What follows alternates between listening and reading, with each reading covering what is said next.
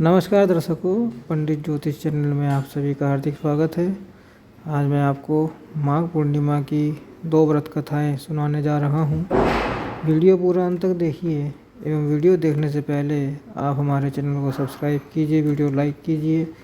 WhatsApp, Facebook, Instagram एवं सभी प्रकार की सोशल नेटवर्किंग साइट्स पर हमारे वीडियो को अधिक से अधिक शेयर भी कीजिए और साथ ही सब्सक्राइब बटन के बराबर में जो बेल आइकन है उसको दबाकर ऑल नोटिफिकेशंस को ऑन कर लीजिए, जिससे कि सनातन धर्म से संबंधित सभी प्रकार की जानकारी एवं वीडियो आपको मुफ्त में और समय से प्राप्त हो सके। दर्शकों, पौराणिक कथाओं के अनुसार नर्मदा नदी के तट पर शुभ्रवत नामक विद्वान ब्राह्मण रहते थे, लेकिन वे बहुत लालची थे। उनका लक्ष्य किसी भी तरह धन कमाना था। ऐसा करते करते वे समय से पहले ही बूढ़े दिखने लगे और कई बीमारियों की चपेट में आ गए। इसी बीच उन्हें अंतर्ज्ञान हुआ कि इन्होंने सारा जीवन धन कमाने में बिता दिया और अब उनका उद्धार कैसे होगा। इसी क्रम में उन्हें माघ माह में स्नान का महत्व बताने वाला एक श्लोक याद आया। इसके बाद स्नान का संकल्प लेकर ब्राह्मण नर्मदा नदी में स्नान करने लगे। करीब 9 दिनों तक स्नान करने पर उनकी तबीयत और ज़्यादा खराब होने लगी। तबीयत बिगड़ने से उनकी मृत्यु का समय आ गया और वे सोच रहे थे कि जीवन में कोई सत्कार न करने के कारण उन्हें नरक का दुख भोगना पड़ेगा। लेकिन वास्तव में मात्र 9 दिनों तक माघ मास में स्नान करने के कारण उन्हें मोक्ष की प्राप्ति हुई। एक अन्य पौराणिक कथा के अनुसार कांतिका नगर में धनेश्वर नाम का ब्राह्मण निवास करता था। वह अपना जीवन निर्वाह दान करता था। ब्राह्मण और उसकी पत्नी की कोई संतान नहीं थी। एक दिन उसकी पत्नी नगर में भिक्षा मांगती हुई गई, लेकिन सभी ने उसे बांझ कहकर भिक्षा देने से इनकार कर दिया। तब किसी ने ब्राह्मण की पत्नी को 16 दिन तक काली माँ की पूजा करने को कहा और उसके कहने पर ब्राह्मण दंपत्ति ने ऐसा ही किया। उनकी आराधना से प्रसन्न होकर माँ काली प्रकट हुई और उस ब्राह्मण को पत्नी को गर्भवती होने का वरदान दिया और कहा कि अपने सामर्थ्य अनुसार तुम हर पूर्णिमा को एक दीपक जलाओ। इस तरह हर पूर्णिमा के दिन एक दीपक बढ़ाती जाना, अब तक जब तक कम से कम 32 दीपक ना हो जाए। ब्राह्मण ने अपनी पत्नी को पूजा के लिए पेड़ से कच्चा फल तोड़कर दिया। उसकी पत्नी ने पूजा की, फलस्वरूप वह गर्भवती हो गई। वह प्रत्येक पूर्णिमा को माँ काली के कहे अनुसार दीपक जलाती थी। माँ काली की कृपा से उसके घर में एक पुत्र ने जन्म लिया, जिसका नाम देवदास रखा गया। देवदास जब बड़ा हुआ तो उसने अपने माता पिता मामा के साथ पढ़ने के लिए काशी भेजा गया। वहाँ पर एक दुर्घटना घटी, जिसके कारण धोखे से देवदास का विवाह हो गया। देवदास ने कहा कि वह अल्पायु है, लेकिन फिर भी जबरन उसका विवाह करा दिया गया।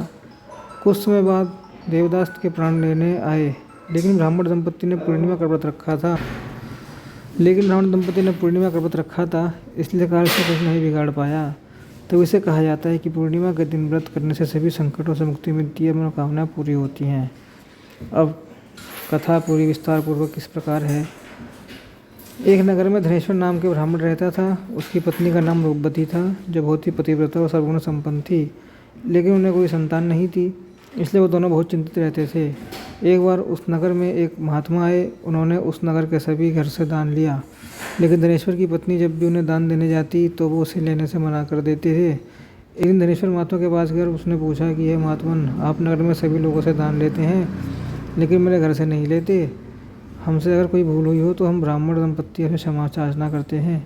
इस पर महात्मा ने कहा, नहीं विप्र, तुम तो हमेशा आदर सत्कार करने वाले ब्राह्मण हो, तुमसे भूल तो कभी भी नहीं हो सकती है। महात्मा की बात सुनकर धनेश्वर हाथ जोड़कर बोला, हे मुनीश्वर, फिर आखिर क्या बात कारण है, कृपया हमें इसके अवगत कराएं। इस पर महात्मा बोले, हे विप्र, तुम्हारे कोई संतान नहीं है। जो दंपत्ति की संतान हो उसके हाथ से भिक्षा कैसे ग्रहण कर सकता हूँ। तुम्हारे द्वारा दिया गया दान लेने के कारण मेरा पतन हो जाएगा। बस यही कारण है कि मैं तुम्हारे घर से दान स्वीकार नहीं करता। महात्मा की ऐसी बात सुनकर धनेश्वर उनके चरणों में गिर पड़ा और विनती करते हुए बोला, हे महात्मन, संतान न होना ही तो हम पति पत्नी के जीवन की सबसे बड़ी निराशा है। यदि संतान प्राप्ति का कोई उपाय हो तो बताने की कृपा करें। मुनीश्वर, ब्राह्मण का दुख देखकर महात्मा बोले, हे विप्र, तुम्हारे इस कष्ट का एक आसान तरीका है। तुम्हें 16 दिनों तक श्रद्धापूर्वक काली माता की पूजा कर उन्हें प्रसन्न करना होगा, तो उनकी कृपा से अवश्य तुम्हें संतान की प्राप्ति होगी। इतना सुनकर धनेश्वर बहुत खुश हुआ। उसने महात्मा का आभार प्रकट किया और घर आकर पत्नी को सारी बात बताई। इसके बाद धनेश्वर माँ काली की उपासना के लिए वन चला गया। ब्राह्मण ने पूरे 16 दिन तक काली माता की पूजा की और उपवास रखा। उसकी भक्ति देखकर और विनती सुनकर काली माता ब्राह्मण के सामने आई और बोली, हे धनेश्वर, तो निराश मत हो, मैं तुझे संतान के रूप में संतान की प्राप्ति का वरदान देती हूँ, लेकिन 16 साल की आयु में ही तेरी उसकी मृत्यु हो जाएगी। काली माता ने कहा, यदि तुम पति पत्नी विधि पूर्वक 32 पूर्णिमा का व्रत करोगे तो तुम्हारी संतान दीर्घायु हो जाएगी। प्रातःकाल जब तुम उठोगे तो तुम्हें यहाँ आम का एक वृक्ष दिखाई देगा, उस पेड़ से एक फल तोड़ना और ले जाकर अपनी पत्नी को खिला देना। शिवजी की कृपा से तुम्हारी पत्नी गर्भवती हो जाएगी। इतना कहकर माता अंतर्ध्यान हो गई।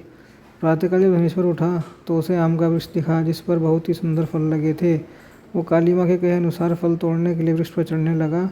उसने कई बार प्रयास किया, लेकिन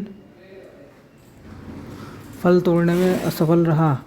तभी उसने गणेश भगवान का ध्यान किया और गणपति की कृपा से इस बार वह वृक्ष पर चढ़ गया और उसने फल तोड़ लिया। धनेश्वर ने अपनी पत्नी को फल दिया, जिसे खाकर वो कुछ समय बाद गर्भवती हो गई। दंपत्ति काली माँ के निर्देश के अनुसार हर पूर्णिमा पर दीप जलाते रहे। कुछ दिन बाद भगवान शिव की कृपा हुई और ब्राह्मण की पत्नी ने एक सुंदर बेटे को जन्म दिया, जिसका नाम उन्होंने देवी दास रखा। जब पुत्र 16 वर्ष का होने को हुआ तो माता पिता को चिंता होने लगी कि इस वर्ष उसकी मृत्यु न हो जाए। इस पर उन्होंने देवीदास के मामा को बुलाया और कहा, तुम देवीदास को विद्या अध्ययन के लिए काशी ले जाओ और 1 वर्ष बाद वापस लाना। दंपत्ति पूरी आस्था के साथ पूर्णमासी का व्रत कर पुत्र के दीर्घायु होने की कामना करते रहे। काशी प्रस्थान के दौरान मामा भांजे गांव से गुजर रहे थे। वहाँ एक कन्या का विवाह हो रहा था। विवाह होने से पूर्व भी उसका वर अंधा हो गया।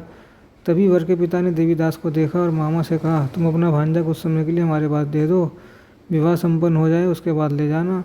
ये सुनकर मामा ने कहा, यदि मेरा भांजा ये विवाह करेगा तो कन्यादान में मिले धन आदि पर हमारा अधिकार होगा। वर के पिता ने मामा की बात स्वीकार कर ली और देवीदास के साथ कन्या का विवाह संपन्न करा दिया। इसके बाद देवीदास पत्नी के साथ भोजन करने बैठा, लेकिन उसने उस थाल को हाथ नहीं लगाया। देखकर पत्नी बोली, स्वामी आप भोजन क्यों नहीं कर रहे हैं, आपके चेहरे पर उदासी कैसी। तब देवीदास ने सारी बात बताई। है सुनकर कन्या बोली, स्वामी मैंने अग्नि को साक्षी बनकर आपके साथ फेरे लिए हैं, अब मैं आपके अलावा किसी और को अपना पति स्वीकार नहीं करूँगी। पत्नी की बात सुनकर देवीदास ने कहा, ऐसा मत कहो, मैं अल्पायु हूँ, कुछ दिन में 16 वर्ष की आयु होते ही मेरी मृत्यु हो जाएगी। इस पर उसकी पत्नी ने कहा कि स्वामी जो भी मेरे भाग्य में लिखा होगा वो मुझे स्वीकार है। देवीदास ने उसे समझाने की बहुत कोशिश करी। इस पर देवीदास की पत्नी ने कहा कि स्वामी जो भी मेरे भाग्य में लिखा होगा वो उसे स्वीकार है। देवीदास ने उसे समझाने की कोशिश करी, लेकिन जब वो नहीं मानी तो देवीदास ने उसे एक अंगूठी दी और कहा, मैं काशी जा रहा हूँ, लेकिन तुम मेरा हाल जानने के लिए एक पुष्प वाटिका तैयार करो, उसमें भांति भांति के पुष्प लगाओ और उन्हें जल से सींचती रहो। यदि वाटिका हरी भरी रहे, पुष्प खिले रहें तो समझना कि मैं जीवित हूँ, और जब भी वाटिका सूख जाए तो मान लेना कि मेरी मृत्यु हो चुकी है। इतना कहकर देवीदास काशी चला गया। अगले दिन सुबह जो कन्या ने दूसरे वर को देखा तो बोली, ये मेरा पति नहीं है, मेरा पति काशी पढ़ने गया है। यदि इसके साथ मेरा विवाह हुआ है तो बताएं कि रात मेरे और इसके बीच क्या बातें हुई थी और इसने मुझे क्या दिया था। यह सुनकर वर बोला, मुझे कुछ नहीं पता, और पिता पुत्र वहाँ से वापस चले गए। उधर एक दिन प्रातःकाल एक सर्प देवीदास को डसने के लिए आया, लेकिन उसके माता पिता द्वारा किए जाने वाले पूर्णिमा व्रत के प्रभाव के कारण वो उसे डस नहीं पाया। इसके बाद काल स्वयं वहाँ आए और उसके शरीर से प्राण निकलने लगे। देवीदास बेहोश होकर गिर पड़ा। तभी वहाँ माता पार्वती और शिव जी आए। देवीदास को बेहोश देखकर देवी पार्वती बोली, हे स्वामी, देवीदास की माता ने 32 पूर्णिमा का व्रत रखा था, उसके फलस्वरूप कृपया आप इसे जीवन दान दें। माता पार्वती की बात सुनकर भगवान शिव ने देवीदास को पुनः जीवित कर दिया। इधर देवीदास की पत्नी ने देखा कि पुष्प वाटिका में एक भी पुष्प नहीं हरा। वह जान गई कि उसके पति की मृत्यु हो चुकी है और रोने लगी। तभी उसने देखा कि वाटिका फिर से हरी भरी हो गई है। यह देखकर प्रसन्न हुई। उसे पता चल गया कि देवीदास को प्राणदान मिल चुका है।